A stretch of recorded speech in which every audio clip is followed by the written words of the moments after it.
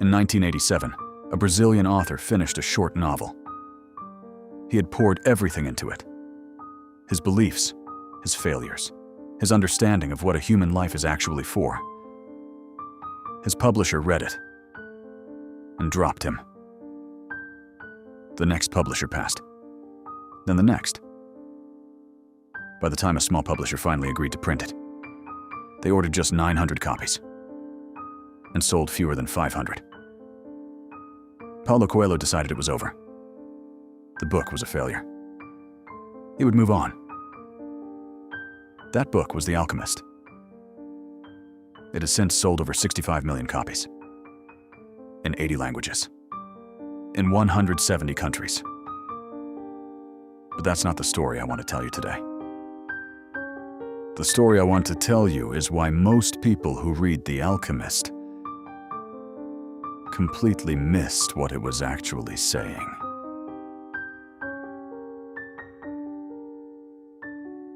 The Alchemist is the best-selling book in Brazilian history.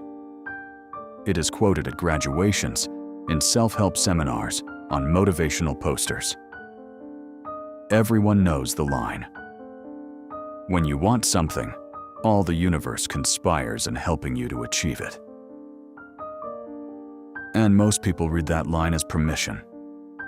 Permission to dream. Permission to believe. Permission to expect the world to rearrange itself around their desires. That reading is comfortable. It is also completely wrong. What Coelho was actually saying is far more demanding and far less popular. That's what we're going to talk about today. The Alchemist follows a young Andalusian shepherd named Santiago. He has a recurring dream about treasure buried near the Egyptian pyramids. He sells his sheep, leaves everything familiar, and begins a journey across North Africa to find it. Along the way, he meets a series of figures: a king, a crystal merchant, an Englishman, an alchemist, each of whom teaches him something about the nature of life, fate, and what Coelho calls the personal legend. Most people read this as a story about following your dreams, about pursuing what you love, about trusting the universe. And on the surface, yes, that's the story. But Coelho buried something else inside it, something most readers skim past, because it's uncomfortable. The Alchemist is not a story about getting what you want. It is a story about what you have to become in order to deserve it. And those are very different things. Coelho introduces the concept of the personal legend early in the book. He describes it as the thing you have always wanted to accomplish, the thing you knew as a child before the world told you what was and wasn't possible. And most readers hear this and immediately think, my dream job, my business idea, my creative ambition. But Coelho is more precise than that. He writes, and this is the line most people skip over: there's one great truth on this planet. Whoever you are, or whatever it is that you do, when you really want something, it's because that desire originated in the soul of the universe. He is not talking about ambition. He is not talking about career goals. He is talking about something that was placed inside you before you had the language to name it. The personal legend is not a plan. It is a calling. And here is where the book gets uncomfortable. Coelho says that most people know their personal legend as children, and then the world happens to them. Teachers, parents, failure, rejection, responsibility, fear. And one by one, the dream gets buried. Not violently. Quietly. He calls this the world's greatest lie. That at a certain point in our lives, we lose control of what happens to us, and our lives become controlled by fate. That is the lie. And most of us believe it completely.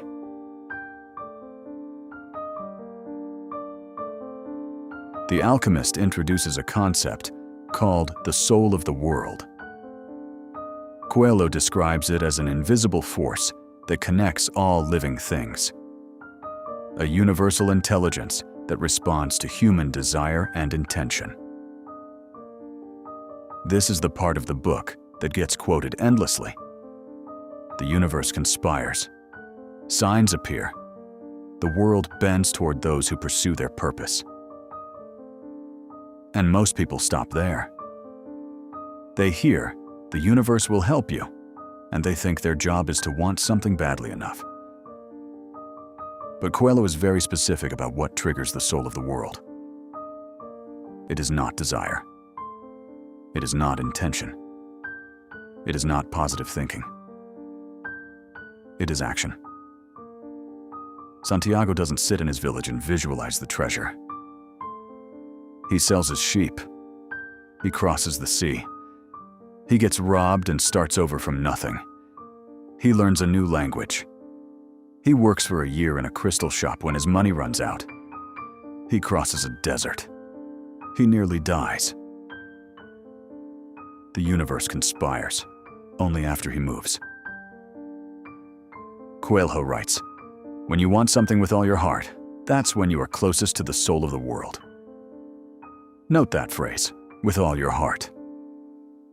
Not with your Instagram vision board. Not with your journal entry.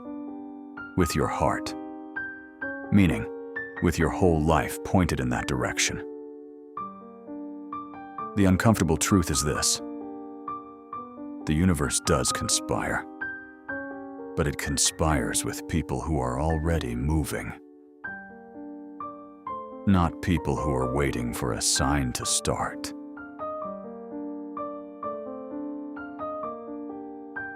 The most important character in The Alchemist is not Santiago. It is the crystal merchant. Santiago arrives in Tangier penniless after being robbed. He finds work cleaning crystal at a small shop on a hill that almost nobody visits. The merchant is a good man. Devout, honest, hardworking. He has a dream to make a pilgrimage to Mecca. It is the thing he has always wanted to do. He has wanted it for his entire adult life. And he never goes. Santiago asks him why. The merchant gives him an answer that is one of the most honest and devastating lines in the book. He says, "Because it's the thought of Mecca that keeps me alive. That's what helps me face these days that are all the same. I'm afraid that if my dream is realized, I'll have no reason to go on living." Read that again. He is afraid, not that the dream will fail. He is afraid that the dream will succeed. Because without the dream as a distant comfort, what is he? The crystal merchant is not a minor character. He is a warning.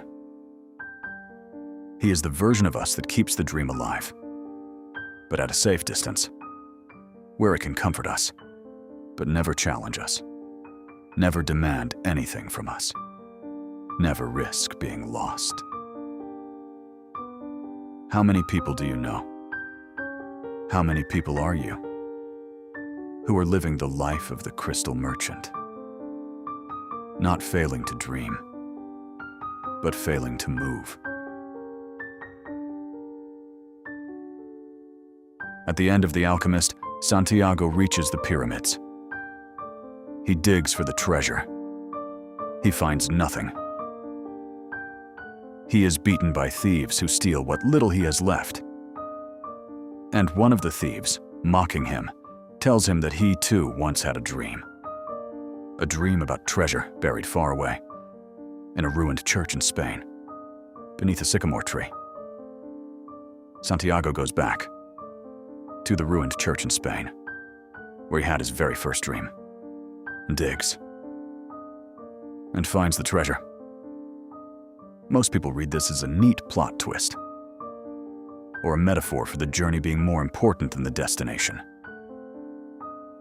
But Coelho is saying something more precise. The treasure was always where Santiago started, but he could not have found it without making the entire journey first. He needed to cross the ocean, be robbed, start over, learn patience from the merchant, cross the desert, learn to listen to his heart, learn to read omens, learn to love, learn to let go. Without all of that, he was not yet the person who could find it. The treasure does not go to the most talented, or the most deserving, or the most hopeful. It goes to the person who has become ready. So here is the uncomfortable truth that the Alchemist is actually teaching. The universe does conspire in your favor, but not to give you what you want. To give you what you need in order to become the person who can handle what you want. Most people want the treasure without the desert.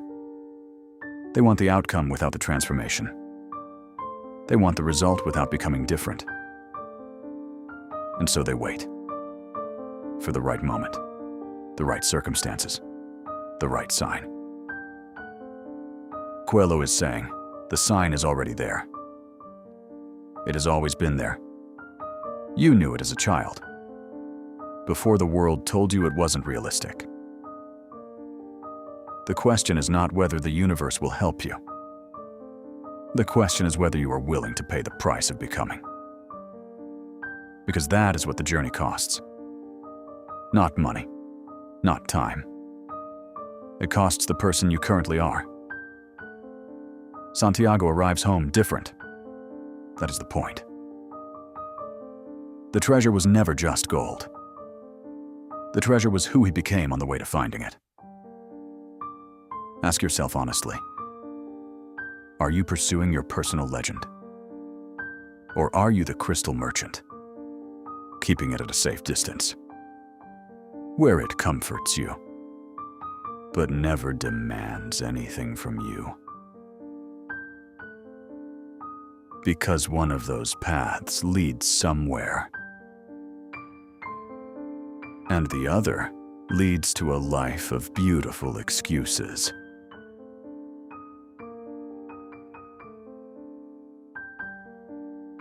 Coelho wrote The Alchemist in 2 weeks. He said it was already written in his soul. He just had to be brave enough to put it down. It was rejected, abandoned, nearly forgotten. And then it changed 65 million lives. Your personal legend is not waiting for the universe to act. It is waiting for you to move. If this hit differently than you expected, the video on Dostoevsky is next.